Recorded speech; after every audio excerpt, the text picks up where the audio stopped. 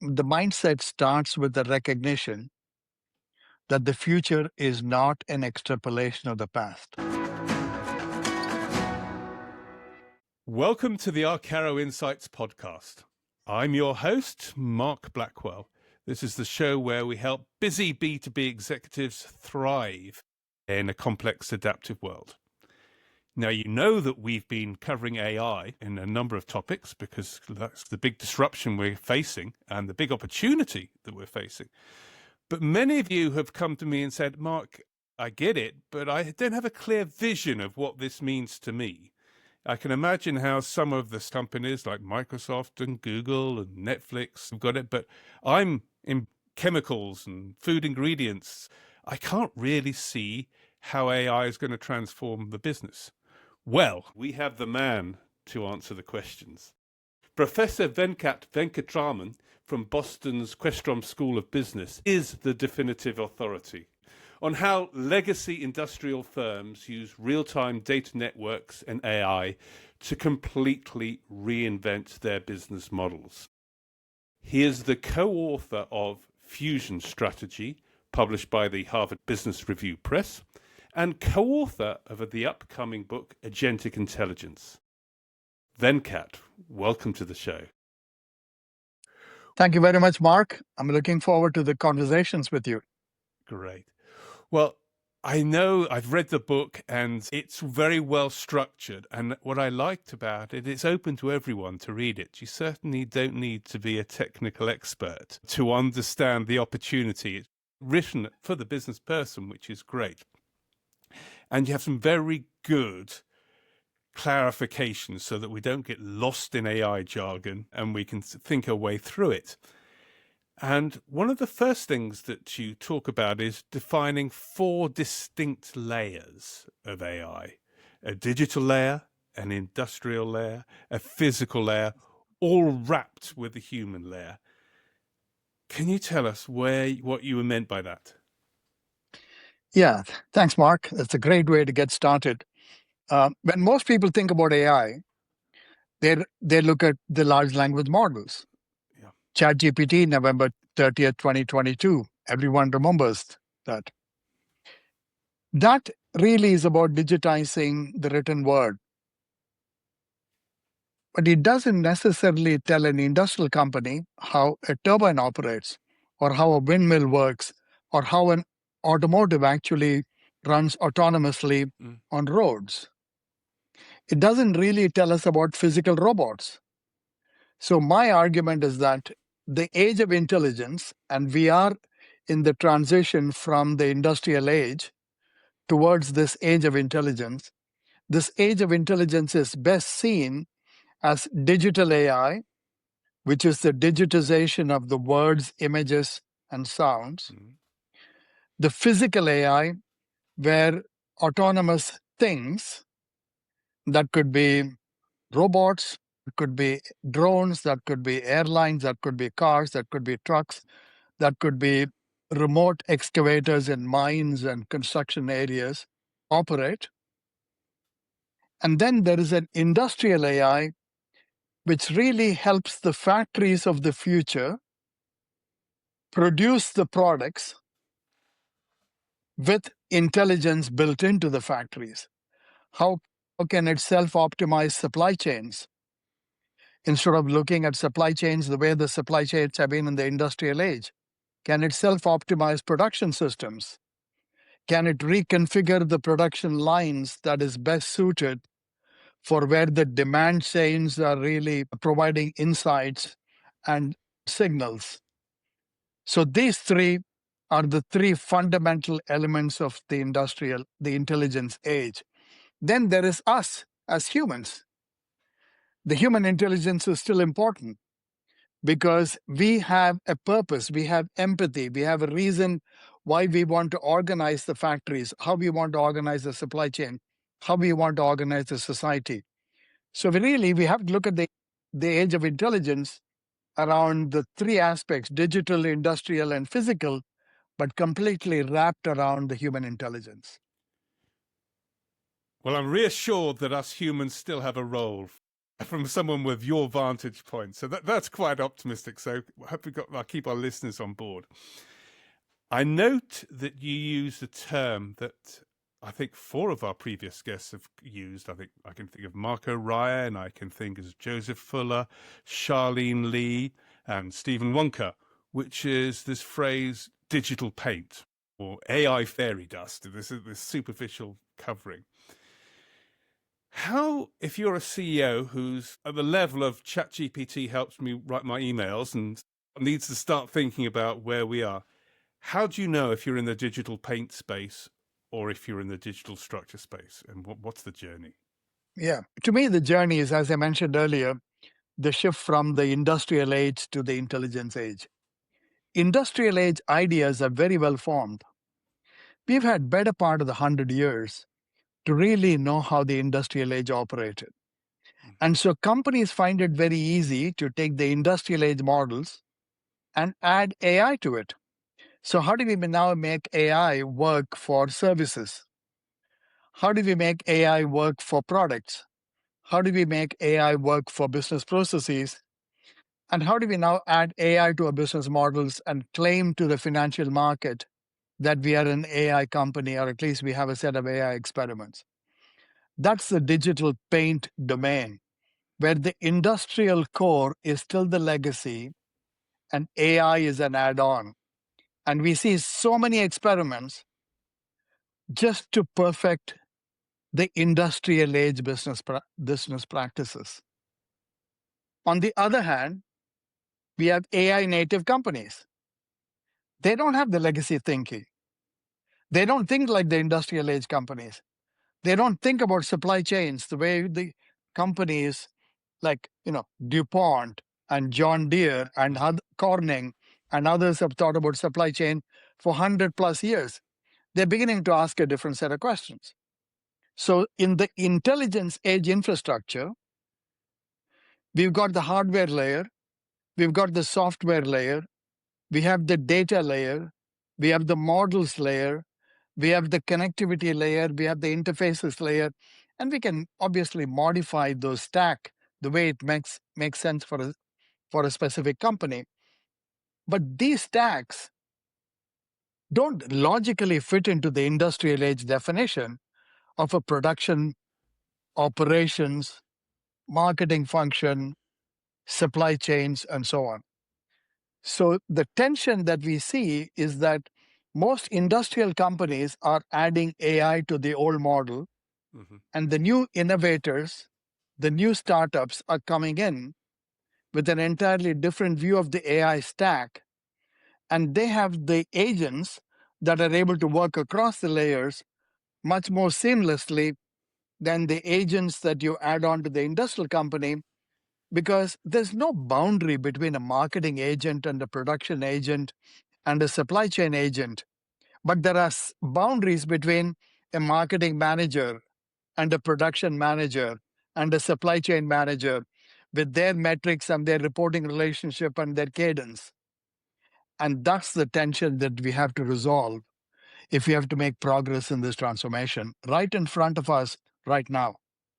Yeah, as I was reading the book, I was trying to think, well, how can we help explain this to a dinosaur, someone who's like me, been in the industry for a while?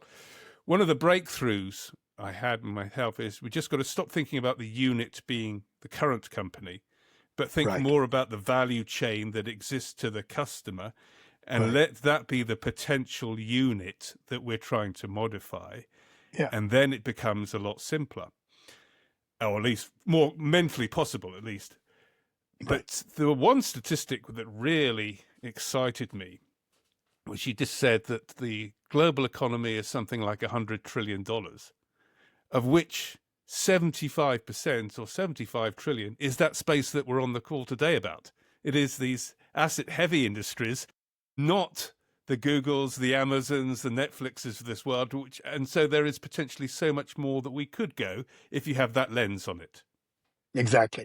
I mean, if you think about the last 20 plus years with the internet, we have taken the asset light sectors and digitized it, where the physical product became an app inside the smartphone. Like the camera is basically an app inside the smartphone. Payment is an app inside the smartphone. Music is an app inside the smartphone. Movie is an app inside the smartphone. And we can go on and on and on. We didn't need the physical product because it became an app inside the smartphone. And the app companies then control the architecture and control the monetization. And we have seen all these companies do very well in the last 10 years. That's the asset light part. The asset heavy part is roughly $75 trillion worth of world economy and is growing and is just getting digitized. And that's why I said earlier when you asked me the question about the age of intelligence, I laid out the logic that the age of intelligence is digital plus physical plus industrial, because till we digitize the $75 trillion, we will only be looking to Googles of the world. We'll be looking to Apples and the Microsofts and the Netflix of the world to derive lessons for what this means for the physical world. And we will fail. So we have to really start looking at how to digitize the physical world. And that's why we got to look at Siemens, we got to look at Corning, we got to look at John Deere, we got to look at DuPont, and many others that are beginning to ask the question, what will strategy be like if we extend the logic of AI across the board to the 4 domains that we identified earlier? And hopefully that's the inspiration for people on this podcast to then go back and ask, where can we digitize our industrial world?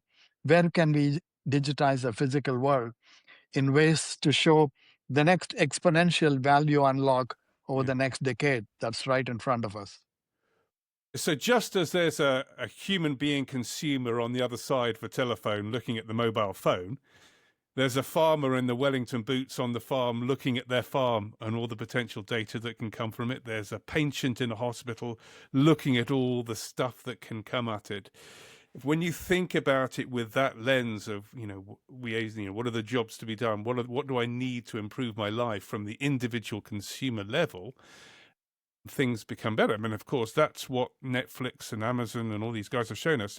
We can think of individual customers rather than large, big segments because of things like data graphs and stuff like that, which Amazon and Google have used very powerfully, Uber have used very powerfully. So isn't you make a good argument that there are some lessons that we should learn from the asset light industries as we think what models were. And foundational to that is a data graph. But what is a data graph? Yeah, it's I think it's an important concept to spend a little bit of time understanding. Companies have systems of records. So they will know how many customers bought a product.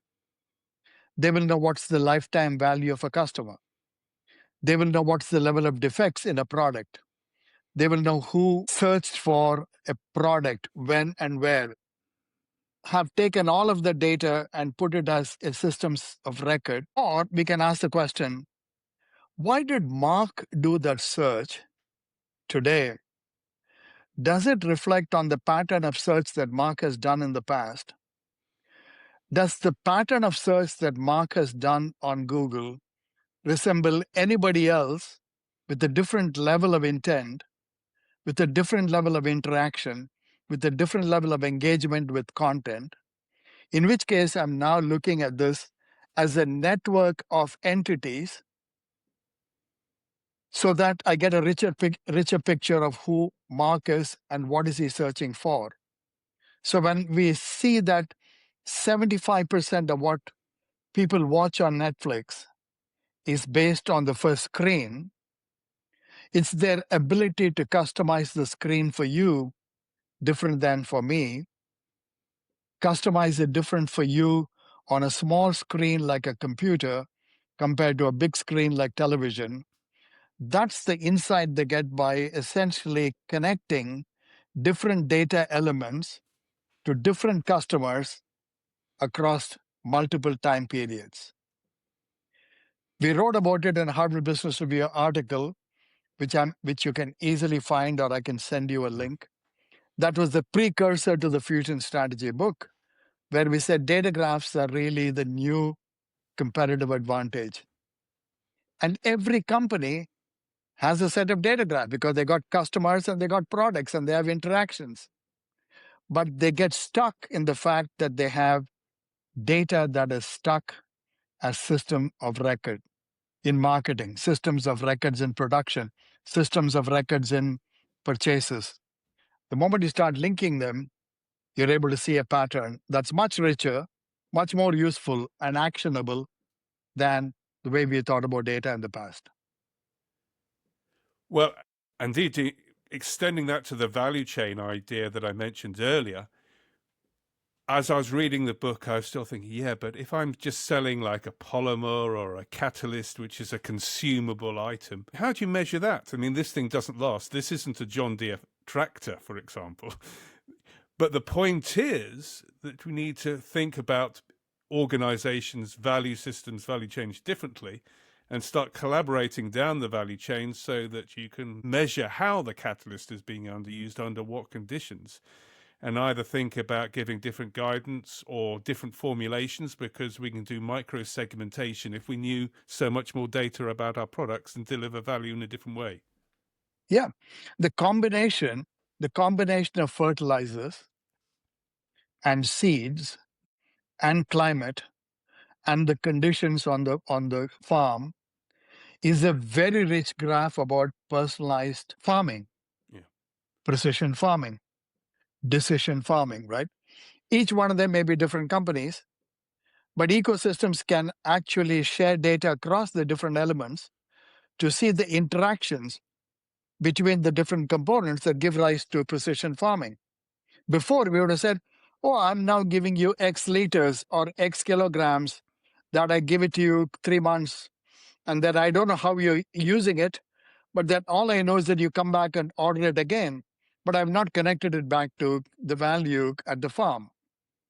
And now we have the capability to collect real-time value, the real-time data, and link it back to the value at the level of each component. And that is extremely important as individual companies think about their value, not as an individual product, but as part of an ecosystem whose optimization of the system creates value. Yeah. Agriculture is such a rich space to do this. I remember 25 years ago thinking about this in poultry farming and pig farming, and I could imagine it as we were putting inputs into the system. And theoretically, it made sense about moving from dollars per gallon towards value delivery in terms of growth rates, but you never had the data to make it happen.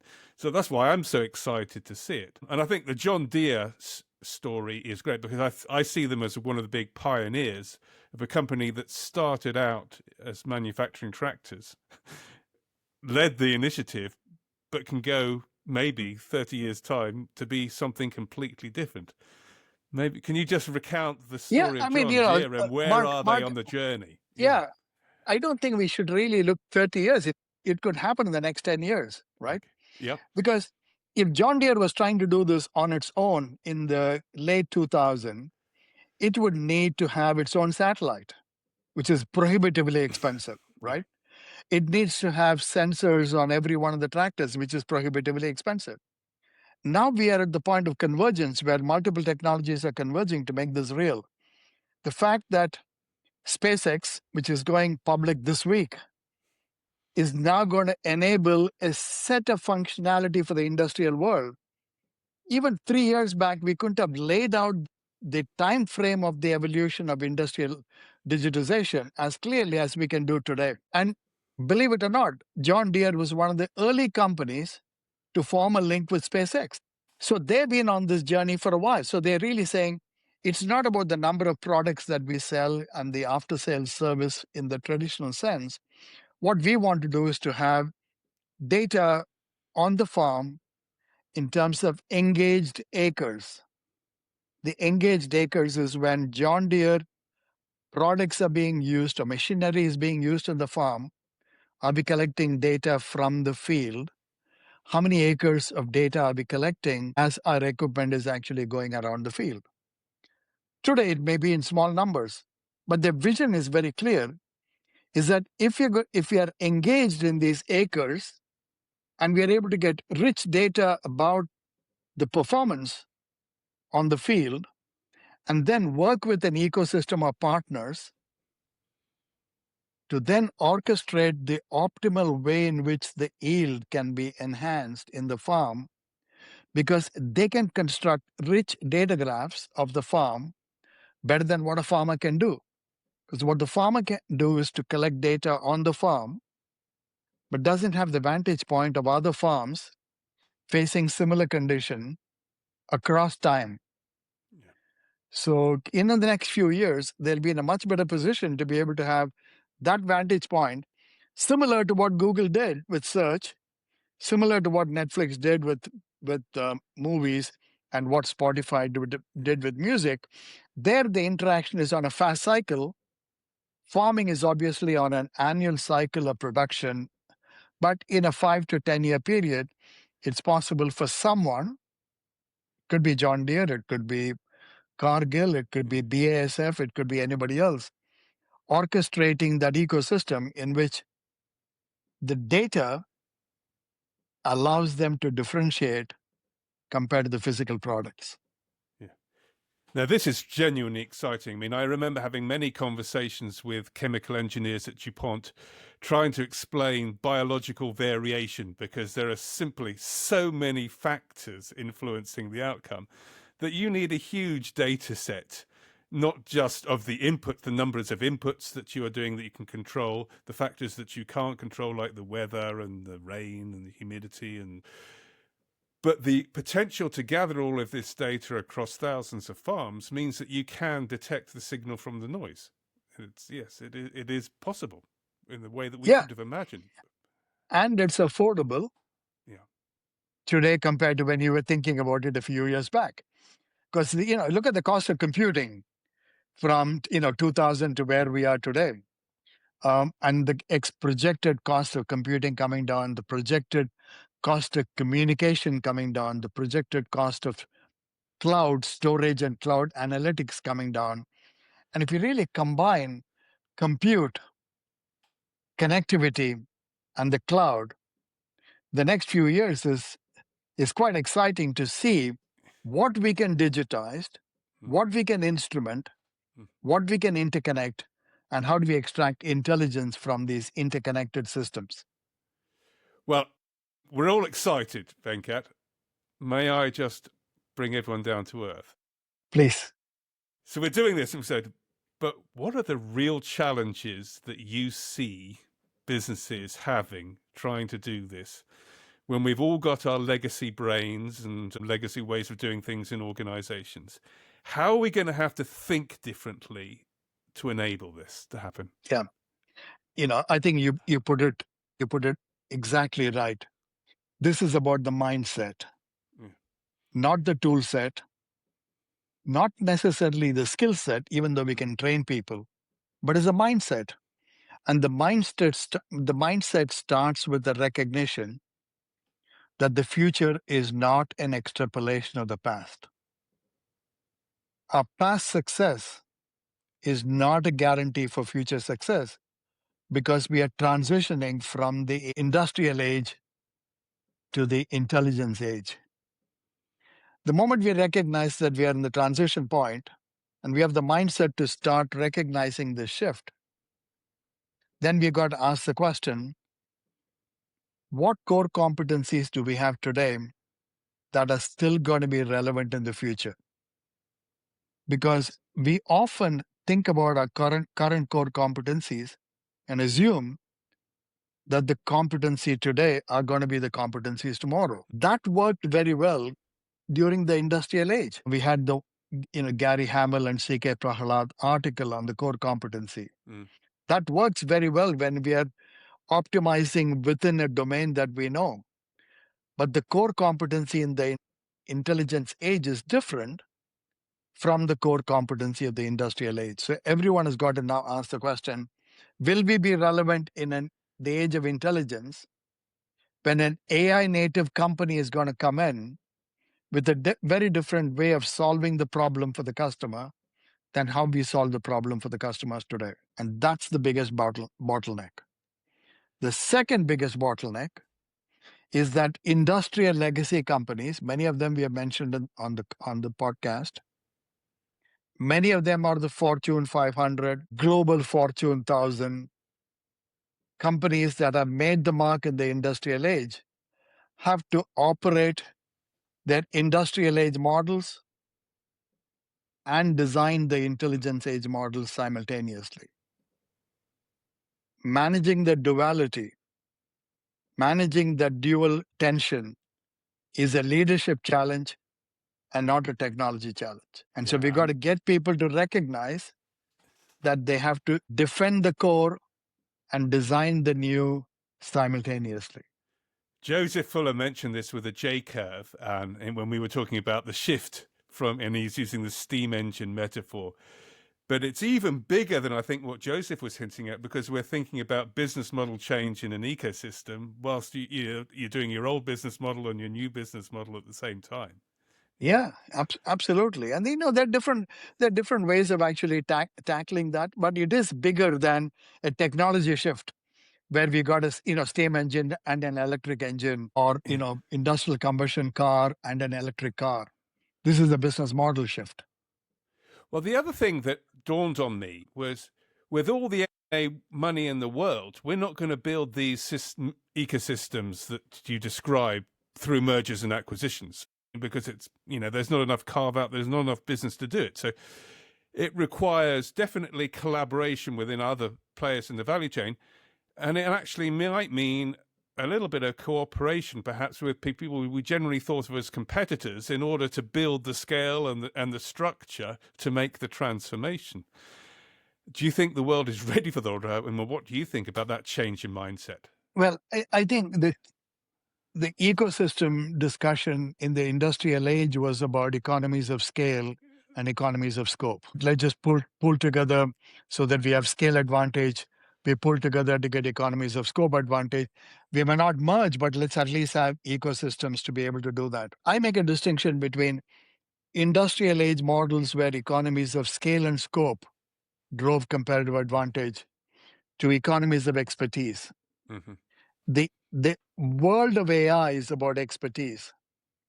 And when it's about expertise, we need a different set of ecosystems to tap into enhancing my expertise. So when Siemens works with NVIDIA,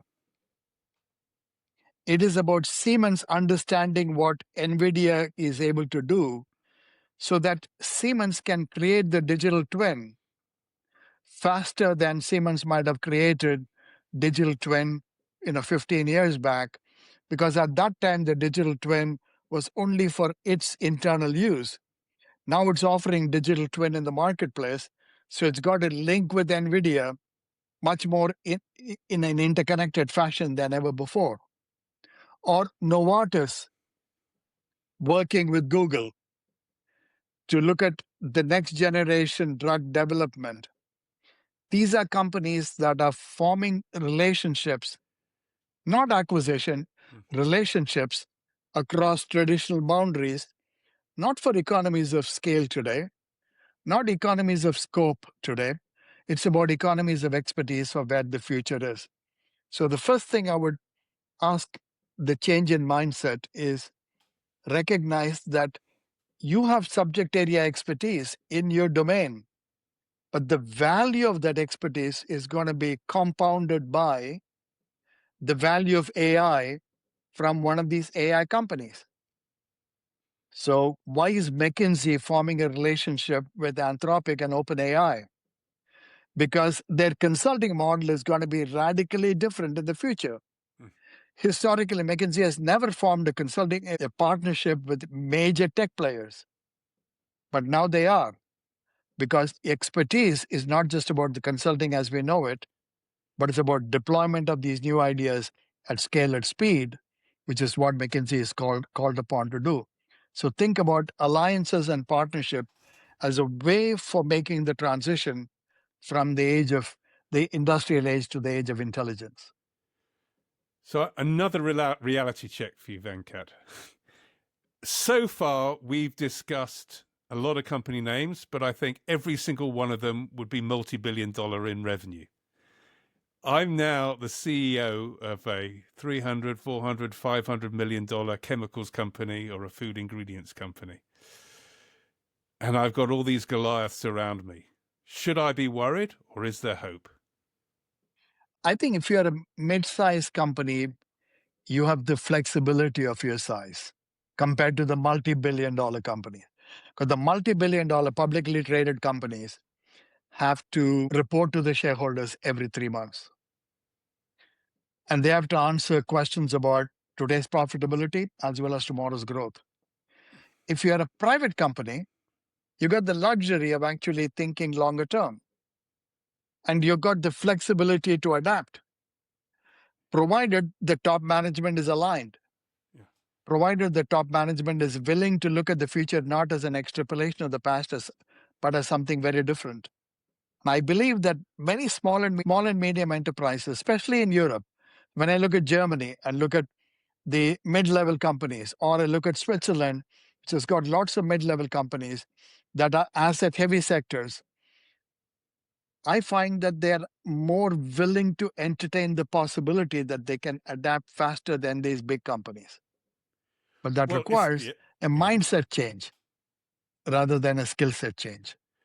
Oh, absolutely. If you're saying the argument is less economy of scale but more economy of expertise, expertise is going to count, then you could play some wise bets as the CEO Yes. of 400 million to be Yes. the critical part of the jigsaw. And I thought that was another thing that I reflected on.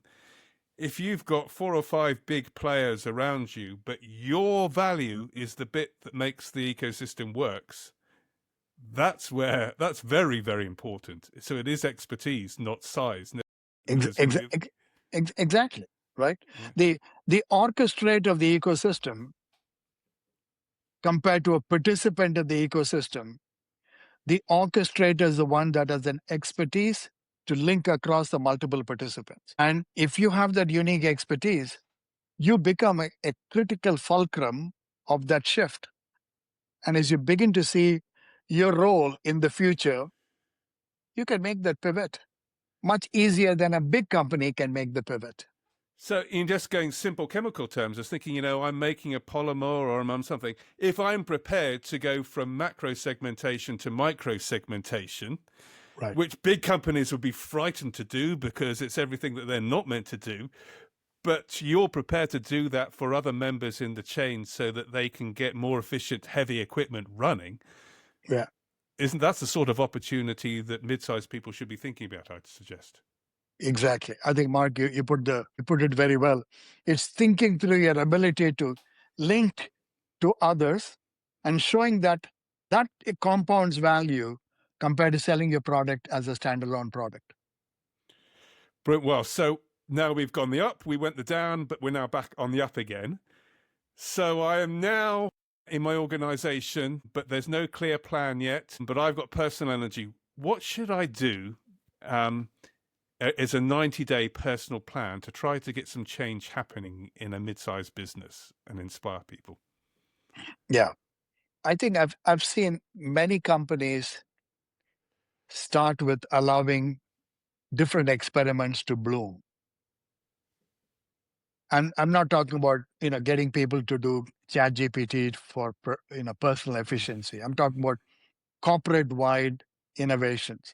What we need to do is really start with the view that we're not going to use AI to automate the past, because those experiments are easy. We can address that question maybe at a later point in time. If you're the CEO, the 90-day plan is to really ask the question, what will we be delivering that is valuable in the year 2030, which is only 4 years, right? It's not that far, right? 2030. Will we be relevant in 2030? Not whether we are relevant today. And lay out an optimistic view of the world that has already shifted to the age of intelligence. And I'm not talking about the macro world, but I'm talking about the micro world in which your industry operates. And ask yourself the question, what role am I playing in that future? Work backwards and then say, if I need to be credible in that world, what will need to change? Am I in control of the change? Or am I going to respond when the world changes? And then you start looking at a set of experiments to understand that future world more systematically. You can start to understand that world systematically in 90 days. So it's not 90 days to prove whether you can incorporate Claude in your current business model. It's not 90 days to automate your current business processes. It is 90 days to understand the world in which you will operate and systematically and ruthlessly evaluate whether you would still be relevant. And that means top line revenue and bottom line profitability.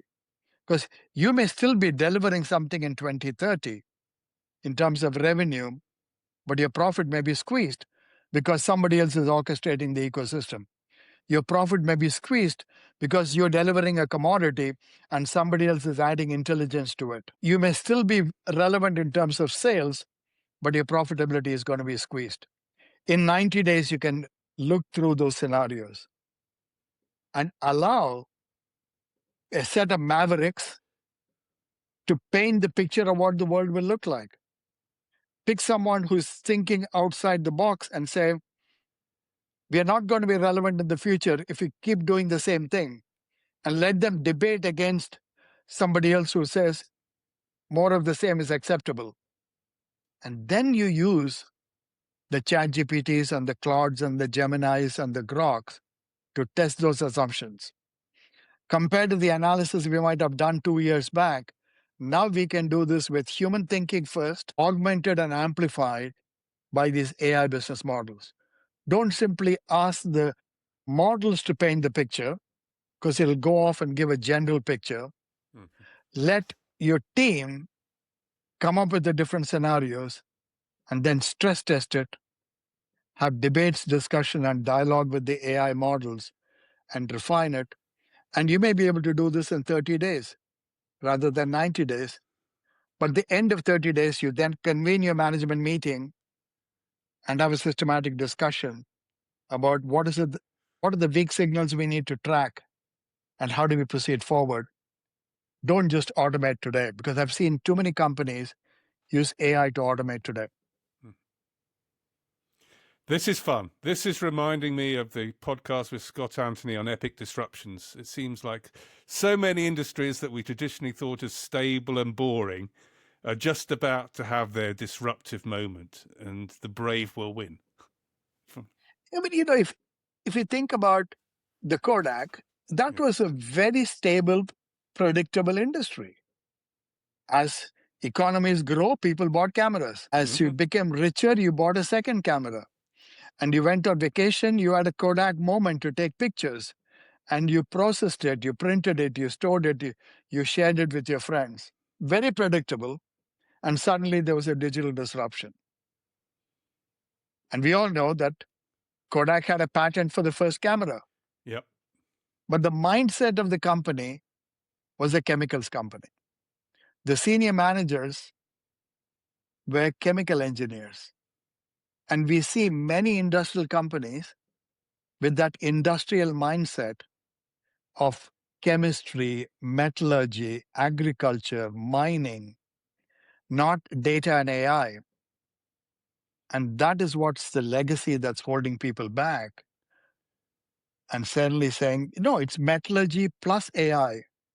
It's chemistry plus AI, right? When Sir Demis wins the Nobel Prize for chemistry, there's no Nobel Prize for AI, but the fact that he wins it for chemistry as an AI researcher shows that we are converging. Yes. And that is what is happening in the industrial world. That's the fusion strategy argument, where the fusion is the traditional industry boundaries intersecting with data and intelligence. Yeah.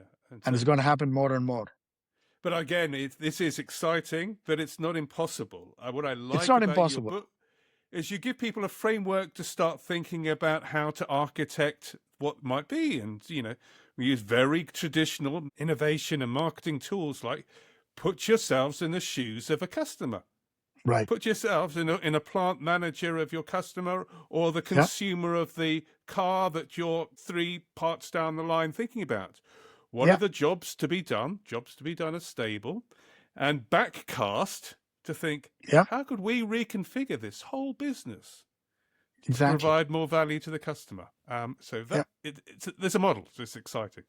So Venkat, that's been a lovely journey. I do recommend that people read Fusion Strategy. It's an easy to read book, and I don't mean that negatively. I mean it is just genuinely engaging, and you do not have to be a technical expert to understand what you're saying.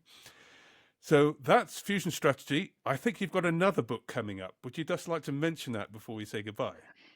Yes. Later this year, I think around July, August, Forbes is publishing a book called Agentic Intelligence. They play on word AI. Instead of it being artificial, it's agentic intelligence. And the agents are both humans and machines, right? Because we are agents of the capital market as managers, and machines are agents that humans are delegating some tasks to. So how do we now think about agentic intelligence as something that every company should focus on? And we develop, the subtitle of the book is Strategy at the Speed of Data, that builds upon the Fusion strategy, where once you have the data, then AI is a wonderful accelerant to make it happen. So that's the book that's coming out in the next few months.